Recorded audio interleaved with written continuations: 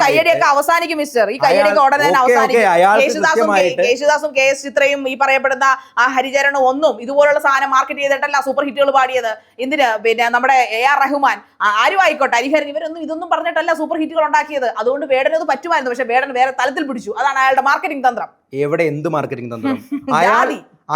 അയാൾ അങ്ങനെ ആ വളരെ ലോവർ കാസ്റ്റിൽ ജനിച്ചതുകൊണ്ട് അതാണ് അയാൾ എന്താ. അയാൾ ഞാനൊരു കാര്യം പറയട്ടെ, ഞാൻ ചോദിക്കട്ടെ, ഈ ദളിതന്മാര് മാത്രമാണോ അയാളുടെ പാട്ട് കേൾക്കുന്നത്? ദളിതന്മാര് മാത്രമാണോ അയാളുടെ പാട്ട് കേൾക്കുന്നത്? ക്രിസ്ത്യാനിയാണോ? പാട്ട് കേൾക്കുന്ന മുസ്ലിമാണോ? ആരും ആയിക്കോട്ടെ, അയാൾ ക്രിസ്ത്യാനിയാണോ? അയാൾക്ക് ഇത് പറയാനായിട്ട് ഈഴവനാണോ? അയാളുടെ ജാതി എന്റെ ജാതി അവഹേളിക്കുകയാണ് അയാൾ ചെയ്യുന്നത്.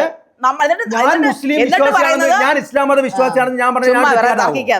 ഞാൻ ഇസ്ലാം മത വിശ്വാസിയാണ്, ഞാൻ ഇസ്ലാം മത വിശ്വാസിയാണെന്ന് പറഞ്ഞത് ഞാൻ പറയുന്നത് തെറ്റാണോ? അപ്പൊ അയാള് ലോവർ കാസ്റ്റ് എന്ന് പറഞ്ഞാൽ എന്താ തെറ്റ്? അയാൾ അതാണ് തെറ്റെന്ന് ആര് പറയുന്നു? ആരുമല്ല, അയാൾ തന്നെ ഇതെല്ലാം പറയുന്നത്.